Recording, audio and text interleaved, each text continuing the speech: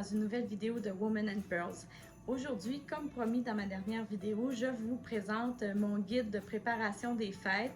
J'ai créé un PDF gratuit que vous allez trouver sur womenandpearls.com. Je vous mets le lien en bas dans la barre de description et je vais vous partager dans le fond tous mes secrets pour avoir des fêtes sans stress et d'être complètement préparée.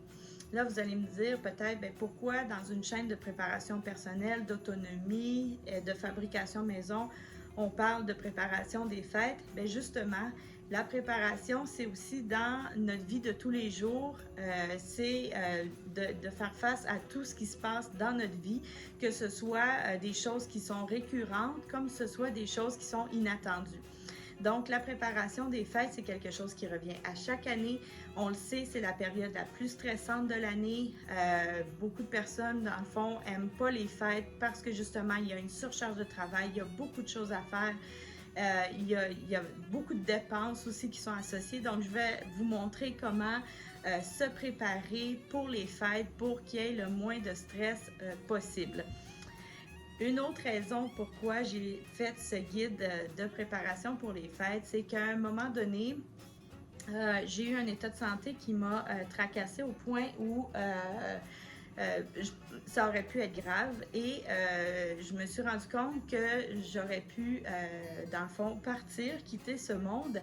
Et mes enfants, dans le fond, c'est moi qui prépare toutes les fêtes et mes enfants auraient à quelque part perdu ces traditions, ne sachant pas trop comment organiser les fêtes, étant donné qu'il y a des traditions avec certaines recettes et tout ça, et qu'ils n'auraient pas eu accès à ces informations-là si j'étais plus là. Donc, c'est une façon aussi de faire perdurer nos traditions familiales. S'il devait m'arriver quelque chose, à ce moment-là, mes enfants, mes plus vieux, pourraient avoir accès à ce guide, à ce cartable que j'ai créé et recréer, dans le fond, toute la magie des fêtes, même si je ne devais plus être là. Donc, c'est aussi un leg que je vais faire à mes enfants de cette façon-là parce qu'ils pourront reprendre le flambeau la journée où soit je serai plus capable de le faire ou que je serai plus là. Donc, c'est aussi une façon de faire perdurer nos traditions familiales, faire perdurer la magie qu'on a créée pour nos enfants. Donc, c'est la raison pour laquelle j'ai créé ce guide, entre autres. Et aussi parce que, je ne vais pas vous le cacher, Noël chez nous, c'est très gros et les enfants vieillissant, il y a de plus en plus de monde associé parce qu'il y a les conjoints, les petits-enfants, etc.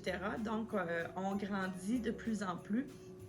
Et j'étais venue à un moment donné où c'est que c'était trop, je savais plus par où commencer, c'était vraiment quelque chose à organiser. Donc, j'ai décidé d'échelonner ma préparation et depuis que je fais ces choses-là, la période des fêtes est beaucoup moins stressante. Je peux me permettre d'être aussi avec ma famille au lieu d'être tout le temps juste au fourneau. Donc, je peux me permettre d'apprécier la période des fêtes et d'être avec ma famille à célébrer et de passer du bon temps au lieu de juste être là à courir comme une poule pas de tête à essayer de tout faire en même temps. Si vous êtes nouveau sur la chaîne, bienvenue. Mon nom c'est Rachel et on parle ici sur Women and Pearls de tout ce qui concerne l'autonomie, la préparation personnelle, la fabrication maison pour être le plus autonome possible. Et vous pouvez tout de suite mettre pause aux vidéos et aller vous abonner. N'oubliez pas aussi de me mettre un pouce bleu si vous aimez les fêtes et en particulier les fêtes sans stress. Donc, on passe tout de suite au contenu de la vidéo. Je vous présente mon guide de préparation. Je l'ai mis dans un cartable de récupération qui était de couleur verte, donc ça a bien à donner. Moi, je trouve que c'est une couleur qui représente Noël. Donc, je l'ai mis là-dedans. Mais vous n'êtes pas obligé, vous pouvez simplement aussi faire imprimer le guide puis le brocher ensemble et puis c'est tout. Je l'ai séparé avec des séparateurs. De cette façon-là, c'est super rapide à trouver les pages qu'on a besoin. Et de cette façon-là, ça va mieux. Donc, la première page ici, qui est la page titre, dans le fond. Ensuite, je vous ai mis le calendrier pour ceux qui font les lutins. Je vous ai mis le calendrier où vous allez écrire, dans le fond, les idées que vous avez, des bêtises ou des choses que les lutins vont faire. Le 24, les lutins repartent avec le Père Noël. Donc, on n'a plus à s'en soucier à partir du 24. Et j'ai mis une section ici pour écrire le nom de vos lutins. Parce que sincèrement, ça fait des années qu'on fait les lutins ici à la maison. Et des fois, ça arrive qu'on oublie les noms. Donc, de cette façon-là, il n'y a aucun souci. Les noms sont écrits et j'ai mis, dans le fond, en parenthèse, comment les reconnaître pour savoir qui est qui. Et comme par exemple, moi, je me suis mis des petites notes avec des idées que j'ai eues. Donc, vous pouvez écrire dessus. Puis, vous pouvez, une fois que vous avez rempli cette page-là de calendrier, vous pouvez soit garder le calendrier d'année en année ou soit le faire réimprimer et changer les activités. C'est selon vous. Comme la première section que j'ai mis, c'est la section des choses à faire. Donc, c'est vraiment notre planning. Donc, on a la version calendrier où vous pouvez écrire, dans le fond, une chose à chaque jour que vous voulez faire. Mais ça laisse moins de place et surtout, on ne peut pas cocher une fois que c'est fait. Mais ça nous donne une idée générale. Si vous avez certaines choses en particulier ce mois-là, vous pouvez les mettre. Et ensuite, à l'arrière, j'ai mis une deuxième feuille qui est vraiment les choses à faire, mais par semaine. Donc, j'ai mis 6 choses à faire parce que je considère qu'on peut en faire une par jour pendant la semaine et puis congé le dimanche. Donc, de cette façon, on peut se rendre jusqu'à Noël en ayant toujours eu au moins une journée de repos, puis en faisant seulement une chose par jour. Donc, c'est beaucoup plus facile à faire que de se faire un gros tout d'un coup, là. Donc, il y a la première, deuxième, troisième, quatrième semaine. Donc, vous avez juste à séparer toutes les choses que vous avez à faire. Même chose pour décembre. Donc, un côté avec le calendrier, un côté avec les semaines.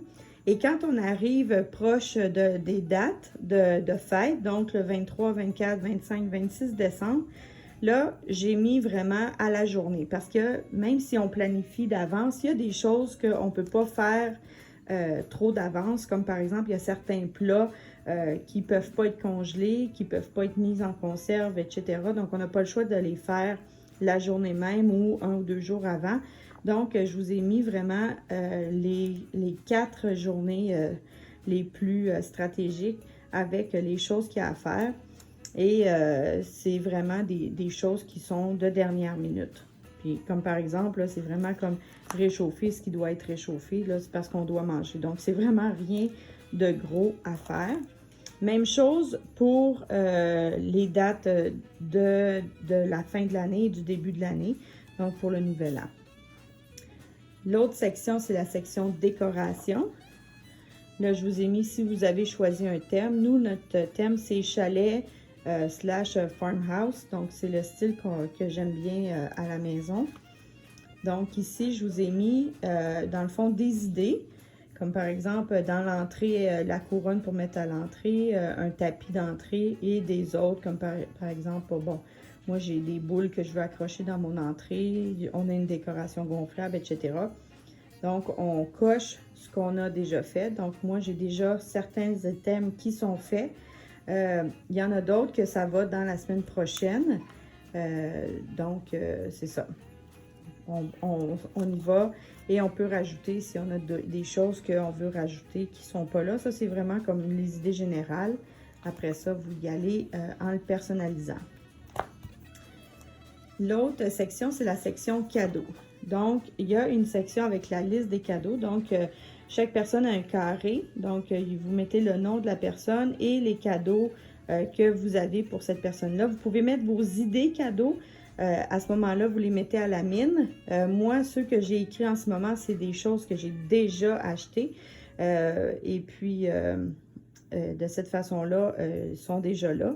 Sinon, peux écrire mes idées cadeaux aussi au crayon à mine, puis ensuite les effacer si on change d'idée, ou mettre un crochet sur ceux qu'on a réellement acheté. Donc moi, on est nombreux, donc j'ai 2 feuilles pour la liste de cadeaux et 2 feuilles pour les bas de Noël, parce que nous, on fait des bas de Noël et des cadeaux. Donc, dans les bas de Noël, nous, c'est vraiment des petites choses pas trop chères. Donc, même chose, ce que j'ai déjà, je l'ai écrit. Puis, dans le fond, il y a d'autres choses que je vais aller acheter, puis au fur et à mesure, je vais les écrire. Ensuite, les cadeaux pour les professeurs, les voisins, les collègues de travail, selon ce que vous mettez. Donc, nous, on a 4 voisins qu'on va mettre des choses, puis les professeurs. Donc, j'ai mis des idées de ce que j'allais faire. C'est rien d'extravagant, là. Comme par exemple, je vais préparer une confiture de Noël qu'on appelle. Et puis, je vais faire un pain maison, puis je vais offrir un petit panier comme ça à mes voisins. Donc, c'est vraiment rien, c'est juste pour souligner, parce qu'on a d'excellents voisins on s'entraide beaucoup entre voisins, donc juste pour souligner. Et ensuite, il y a une section pour les cartes à envoyer. Donc, si vous voulez envoyer des cartes à certaines personnes, donc vous mettez le nom des personnes et les adresses. Moi, j'ai mis mes timbres déjà dans ma pochette. De cette façon-là, quand je vais m'installer pour écrire les adresses, j'aurai déjà mes timbres pour les mettre. Évidemment, je n'ai pas rempli la section adresse encore puisque je montrais tout ça, donc par raison de confidentialité. Ensuite, ici, la planification de la bouffe, donc de la nourriture. Donc là, il y a d'abord le menu de Noël. Je vous ai mis 3 sections, dans le fond, par date. Donc, 24, 25, 26. Ça, c'est moi qui ai écrit les dates parce que vous pouvez les mettre. Parce que dépendamment de votre situation familiale, vos soupers des fêtes peuvent être à des dates qui ne sont pas les mêmes que la majorité des gens. Il y en a qui ont des gardes partagées, donc les enfants se promènent d'une place à l'autre, donc ils vont faire les menus de Noël une autre journée que la même journée de Noël. Donc, vous choisissez vos dates. Nous, ici, c'est assez particulier. On a le 24 qui est notre veille de Noël, le 25 et le 26. Donc, on a vraiment 3 jours chez nous et avec des menus différents. Donc, il y a le petit déjeuner, le dîner et le souper. Vu que le 24, nous, on commence nos célébrations en fin d'après-midi. Ici, c'est des journées normales, là, donc j'ai pas mis rien de particulier. Ensuite, c'est vraiment comme notre souper, notre déjeuner qui nous s'étale un peu sur le dîner avec l'heure à laquelle tout le monde se lève un peu. Donc, c'est plus un brunch que ça fait. Donc, ici, ça s'échelonne, mais selon votre situation à vous, vous pouvez mettre votre dîner. Et ensuite, les soupers. Donc, ça, c'est tous nos menus. Ici, c'est parce qu'on fait un souper Vérine, donc ça fait beaucoup à écrire, mais c'est plein de petites bouchées. Donc, ici, c'est un repas traditionnel québécois. Ensuite, il y a une autre feuille qui est la liste des ingrédients à acheter. Donc, avec votre menu, ce que vous mettez là, vous allez rentrer tous les ingrédients que vous avez besoin d'acheter. Et au fur et à mesure des spéciaux, vous pouvez les mettre sur votre liste. À chaque semaine, vous en prenez selon les spéciaux que vous voyez ou selon votre budget. Il y a des choses qui vont aller vraiment comme dernière minute, comme par exemple les oignons verts, le céleri. C'est pour faire une recette de dernière minute. Fait que ça, c'est sûr et certain, je ne les achèterai pas avant la semaine de Noël.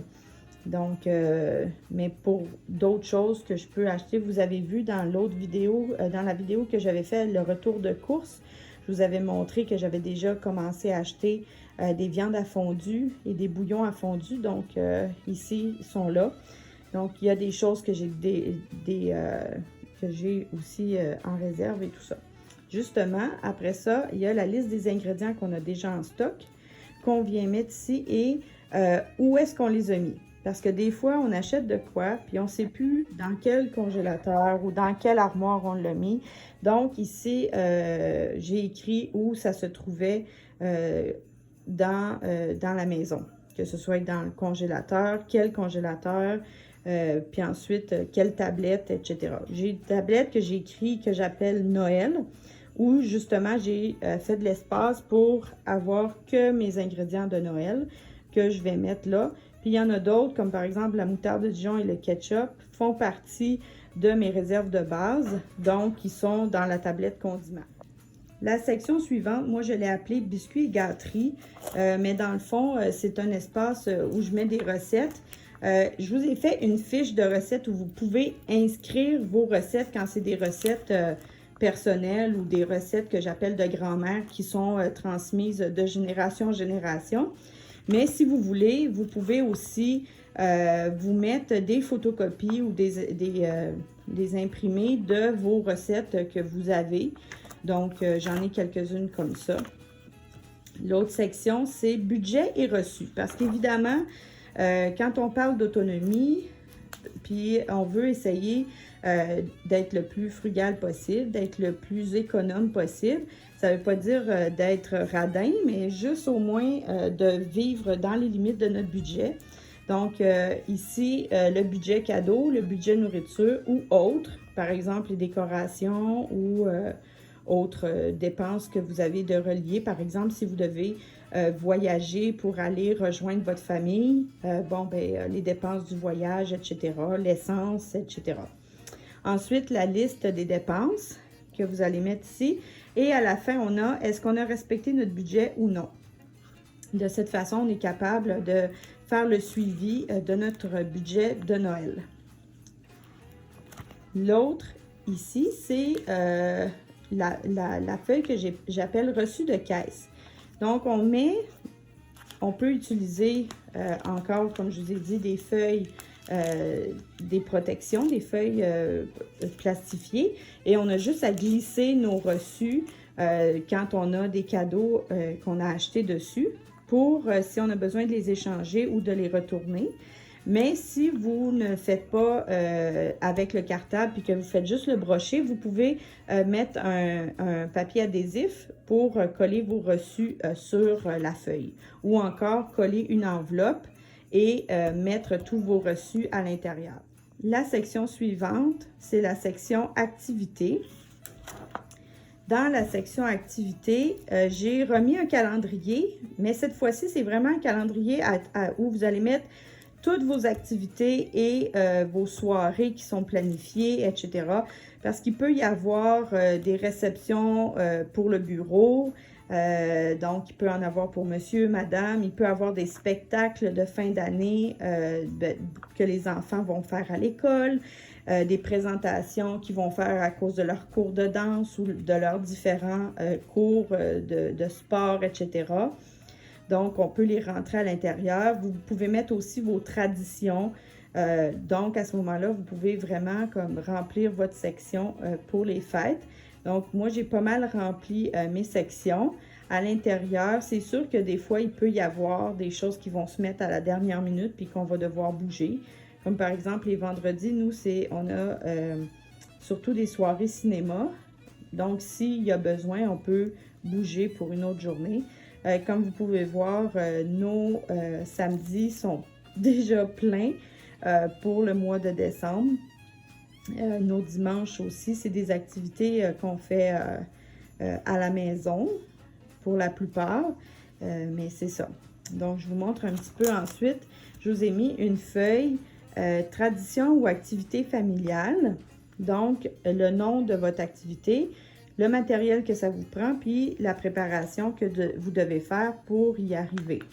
Donc, je les ai mis, pour moi, je les ai mis en ordre qu'elles vont arriver. Donc, comme ça, c'est plus facile de suivre. Donc, la première activité, c'est des paniers de Noël qu'on fait. Donc, notre municipalité ramasse des dons de nourriture. Donc, on prépare toujours un panier en famille, puis on va aller le porter avec les enfants. Ça apprend la générosité, puis à prendre soin des autres. Donc, ça, c'est une activité qu'on fait systématiquement chaque année. Parfois même, il y a aussi les écoles qui font ça. Même le travail à mon mari le fait. Donc, on en fait plus qu'un par année.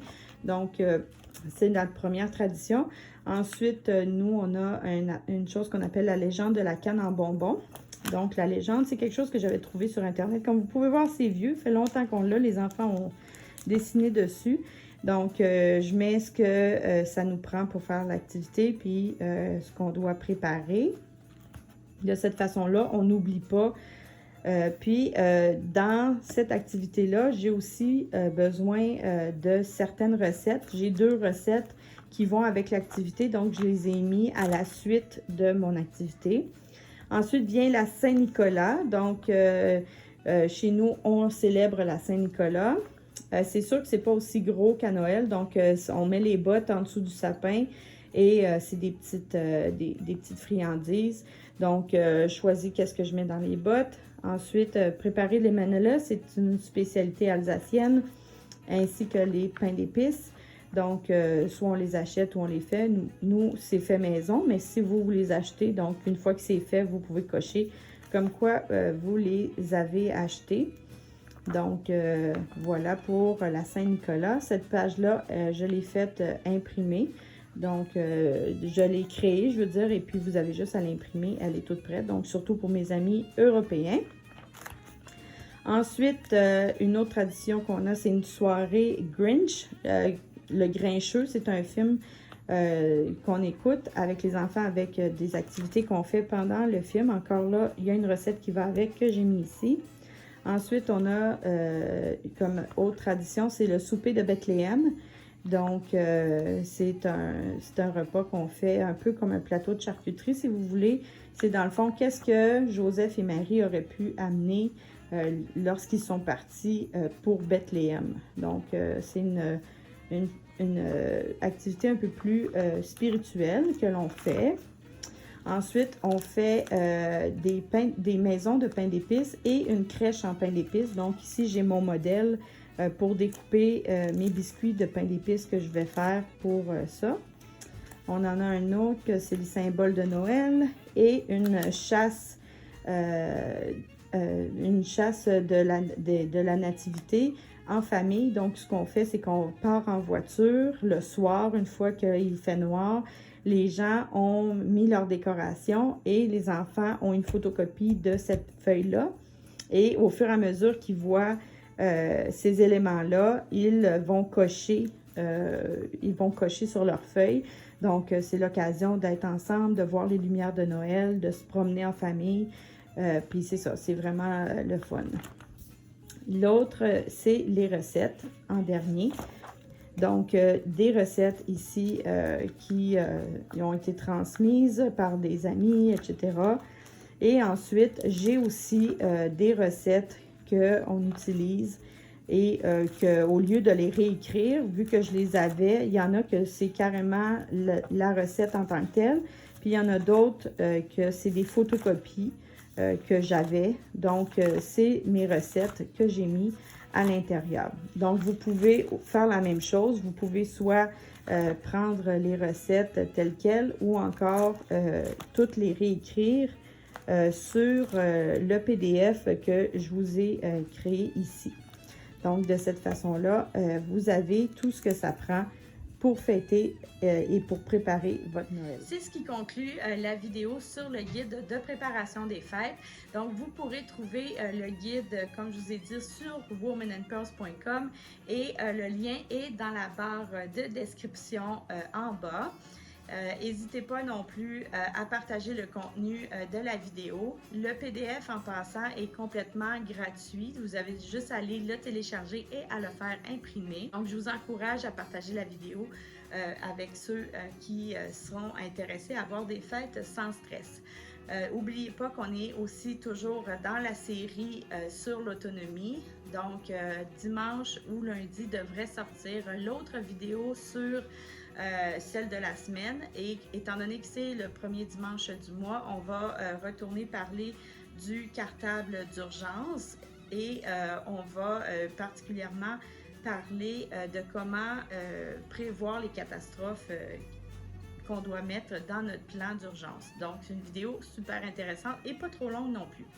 Donc, c'est tout pour aujourd'hui et je vous dis à la prochaine. Au revoir!